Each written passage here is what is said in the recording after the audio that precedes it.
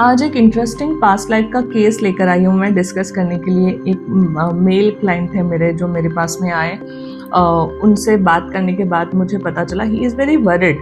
हर चीज़ को लेके उनको बहुत टेंशन होती थी, हमेशा स्ट्रेस रहता था कि क्या होगा, फ्यूचर का क्या होगा, इसका क्या होगा, मेरे मम्मी पापा का क्या होगा, मेरे भाई का क्या होगा। इस तरह का उनका ना सब कुछ सही ही नॉर्मल चल रहा है, फिर भी उनको ना ओवर थिंक करने का आदत थी। और उसकी वजह से शुगर का प्रॉब्लम, बीपी का प्रॉब्लम, ये चीज़ें हो रही थी, उनको बीमारियां होने लग गई थी। तो उन्होंने फिर डिसाइड किया कि इसका रीज़न नहीं समझ आ रहा, सब कुछ सही है ना, फिर भी मैं रात को सो नहीं पाता, चिंता बहुत ज़्यादा हो जाती है। तो इसके डीप में जाना बहुत ज़रूरी था। तो हमने डिसाइड किया कि चलिए पास्ट लाइफ रिग्रेशन करते हैं। तो हमने जब इनके पास्ट लाइफ में जाके देखा, इन्होंने देखा अपने आप को एक छोटी लड़की थी, गर्ल चाइल्ड थे उस टाइम पे, और उनके कुछ 5-6 साल की उम्र थी उनकी।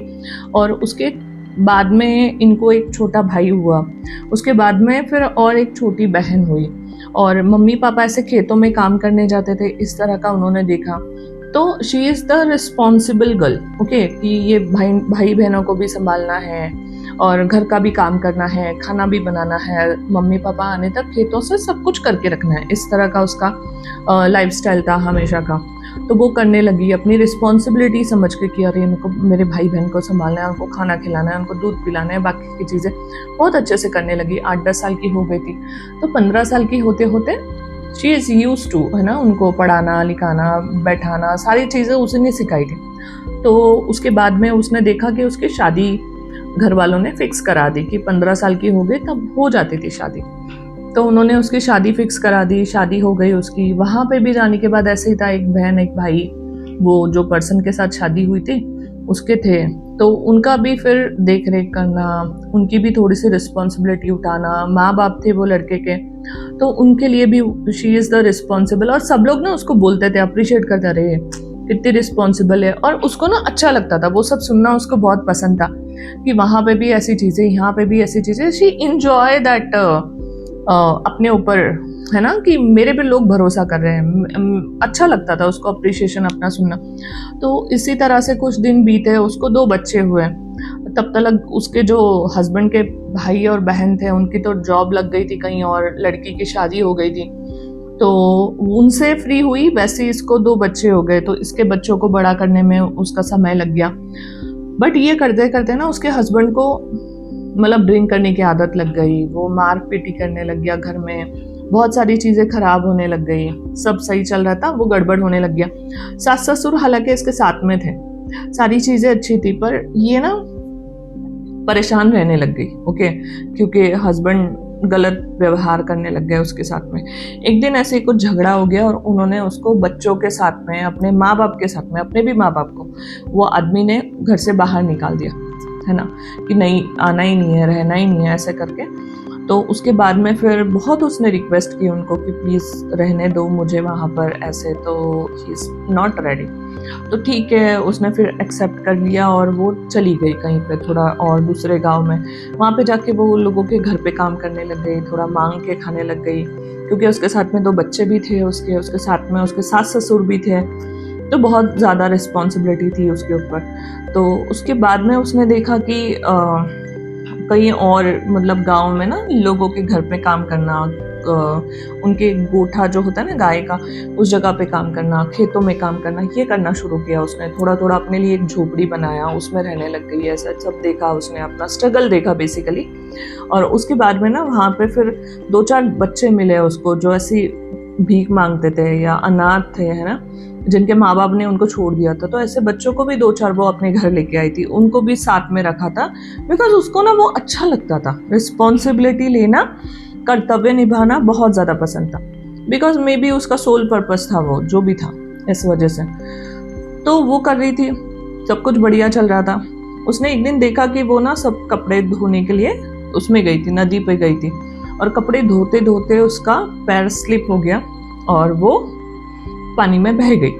ये देखने के बाद, वो डेथ होने के बाद भी वो तड़प रही थी, है ना, क्योंकि वो रेडी नहीं थी छोड़ने के लिए अपने आप को, बिकॉज उसको ऐसा लग रहा था कि मेरे पे इतनी रिस्पॉन्सिबिलिटी, इतने सारे लोग हैं मेरे ऊपर आश्रित, और मैं ऐसे उनको छोड़ के जा रही हूँ, मैं ऐसे कैसे कर सकती हूँ। ये तो बहुत गलत हो रहा है मेरे साथ में ना, मैं रिस्पॉन्सिबिलिटी अपनी पूरी नहीं कर पाई। इस तरह की एनर्जी के साथ में उसने अपना शरीर छोड़ा और उसी एनर्जी के साथ में उसका रीबर्थ हुआ। तो ये जो इनसिक्योरिटी थी, ये जो परेशानी थी, ये तो यहाँ से आ रही थी, ये पता चल गया। और उसने हमेशा ऐसा सोचा था अपने अंदर कि अगर मैं लड़का होती तो मैं और ज़्यादा रिस्पॉन्सिबल होती, और ज़्यादा कैपेबल होती, मैं शायद ना बहुत अच्छे से अपनी रिस्पॉन्सिबिलिटी पूरी कर पाते। इसलिए उसको अभी का जन्म लड़के का मिला था और अपनी रिस्पॉन्सिबिलिटी बहुत अच्छे से निभा रही थी वो। बट वो खुद ही अनसेटिस्फाइड थी, क्योंकि वो पीछे वो चीज़ें छोड़ के आई थी ना, वो चीज़ों को कैरी फॉरवर्ड, वो टेंशन, वो है ना, इनकम्प्लीशन लेके आई थी अपने साथ में, वरिड लेके आई थी। इस वजह से वो रात रात को सोती नहीं थी। इस तरह के कुछ कुछ ड्रीम्स भी आते थे कि यार मैं कुछ कर नहीं पा रहा, इन लोगों के लिए मैं कुछ कर नहीं पा रहा। एग्जैक्टली उसको समझ नहीं आता था कि किन लोगों के लिए। तो अब उसको वो सारी चीज़ें समझ आ गई थी। उसी टाइम पे हमने उसकी हीलिंग की, उसको समझाया कि भाई हर चीज़ें तेरे हाथ में नहीं है ना। हम लोग यहाँ पे लिमिटेड टाइम पीरियड के लिए हैं। We are just a medium to do something for someone. Okay, ऐसा नहीं है कि हम पे ही सब रिस्पॉन्सिबिलिटी हमको ही करना पड़ेगा, तुम नहीं करते कोई और कर लेता। और उन लोगों का जो होना था वो तो होना ही है ना, मतलब अगर उनको 60 साल तक जीना है वो जी लेंगे जैसे जीना है। तुम्हारे होने से ऐसा नहीं है। तो कहीं ना कहीं वो चीज़ें उसको एक्सेप्टेंस आ गई कि मैं गलत कर रहा था। जब हम साक्षी भाव में होते हैं ना, जब हम देखते हैं कि हमने क्या किया पास्ट में, तो हमको रियलाइज होने लग जाता है कि यार ये चीज़ें गलत की हमने, ये चीज़ें सही की है ना। तो वो चीज़ उसको समझ में आ गई। उसने फिर रिलीज़ किया अपनी वो भी नेगेटिविटी थी, वो रिस्पॉन्सिबिलिटी थी कि जो भी था भगवान की मर्जी थी, ऐसे करके उसने एक्सेप्ट किया, वो सारी चीज़ें रिलीज़ की। और फिर वो फ्री हो पाया, मुक्त हो पाया वो चीज़ों से आराम से, मतलब तब उसकी सोल शांत हुई। और फिर 6 महीने के बाद है ना, उसमें काफ़ी हद तक चेंज आ चुका था। मतलब नेगेटिविटी काफ़ी कम हो चुकी थी, स्ट्रेस काफ़ी कम हो चुका था, अपने लिए जीने लग गया था, अपने ऊपर ध्यान देने लग गया था। And he said thank you so much, I understand कि है ना, हर चीज़ ऐसे अपने सर पे नहीं लेके रख सकते। हर चीज़ के लिए हम जिम्मेदार नहीं है। कुछ कुछ विधि लिखित है, हम नहीं कर सकते।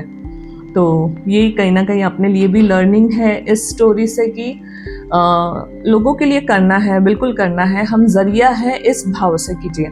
ऐसा नहीं है कि हम नहीं करेंगे तो क्या होगा उनका, है ना, ऐसा कुछ नहीं है।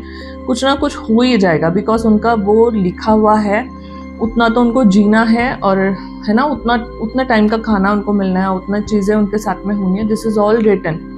आप जरिया हो, आप कर रहे हो, आप चले जाओगे तो कोई और करेगा, है ना।